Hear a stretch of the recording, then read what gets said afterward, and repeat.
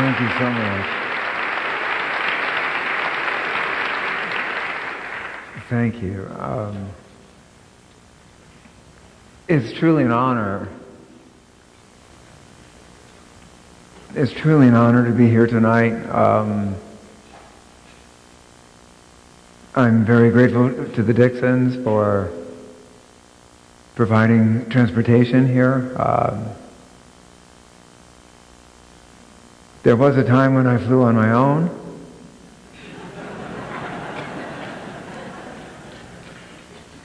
But now a plane is very useful.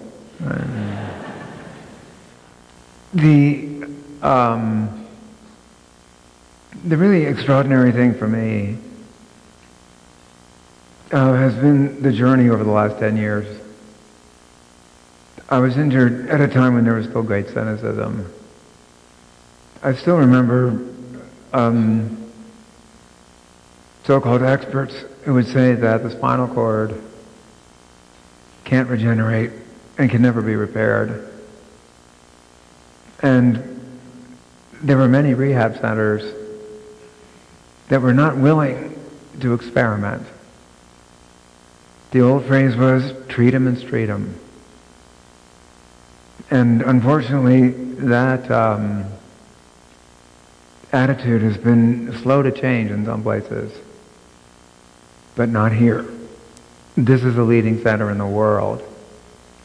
And I remember when I was in rehab that I was invited one day to go down into the basement to try this radical new experimental piece of equipment called an FES bike. This is a bike that you are put on and electrodes are placed on your thighs and calves, and you can pedal a bicycle. It was not approved by the FDA, and the Kessler Rehabilitation Center Research Fund paid for its development there, but it wasn't even being used over the patient population. Only certain people were allowed to try it. I guess there was some risk of, they felt that there would be a risk of injury, or that insurance wouldn't cover the cost of the time of physical therapists using it. That was really the dark ages, and it was only 10 years ago.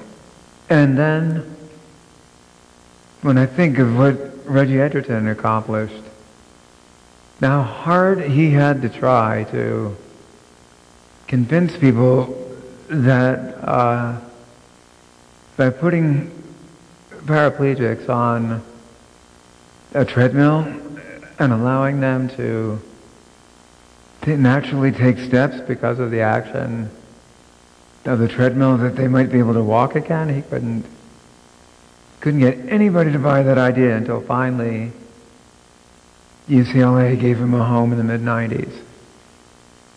And as of today, more than 500 people have gotten out of their wheelchairs because of that technology. And today I had the pleasure of seeing firsthand where one of our grant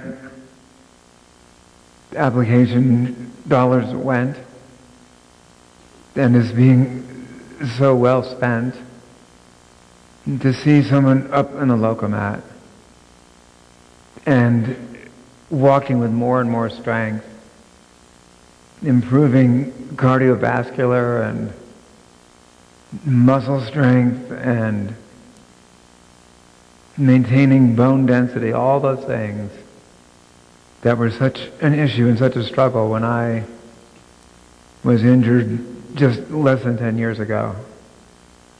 And I feel so, it gets lonely sometimes to talk about, come on, let's be more progressive. Come on, let's take reasonable risks. Come on, let's try an idea. Let's be safe, but let's be bold at the same time. And It's amazing how much resistance there is to new ways of doing things. I see that as I travel all around the country. But there's a saying about Chicago, and I'm sure it applies to all of Illinois as well, but that when the people in Chicago want to do something, they just simply get it done. So when I just realized today that you're trying to raise $50 million, you'll do it. Not a problem. It's going to happen.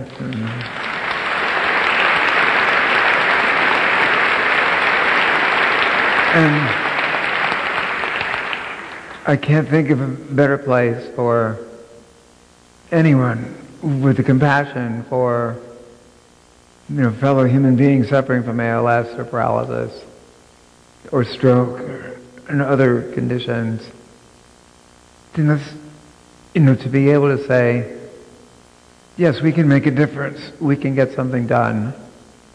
Because obviously, what was so controversial 10 years ago, the role of rehabilitation, that's no longer an issue. Scientists, researchers all over the world now understand that you can't just put some cellular material or growth factors into a spinal cord and expect recovery.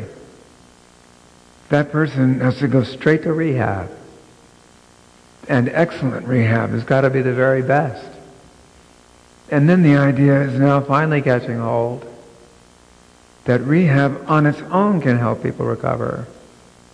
Finally, I met Molly today. Molly, who graduated from the Lokomat program.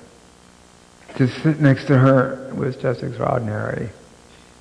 It just gives me so much hope and gives me so much pride that RIC and CRPF, our partners, are working together.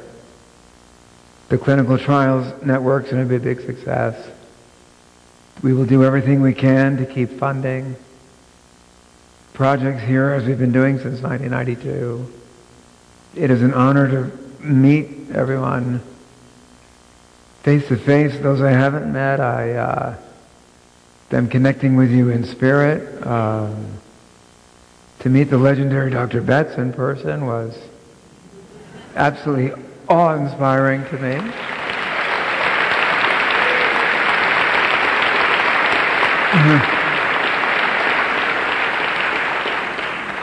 I want to thank Mayor Daley for everything that he is doing and for being here tonight, and close by saying that I was really amused by something Dr. Betts said this afternoon, that years ago he went to Mayor Daley's father and said, we really should put cutouts in the corners of the sidewalks for people who are in wheelchairs. And Mayor Daley said, well, okay, let's do it.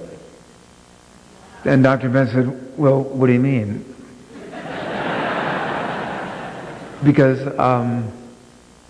usually don't you have to form a commission or a study or, go around and measure everything and do a, traffic impact study and this and No, you just do it. And thank you for all that. Thank you. Thank you very much. Thank you and congratulations. Happy birthday, and here's to the next 50 years of continued excellence.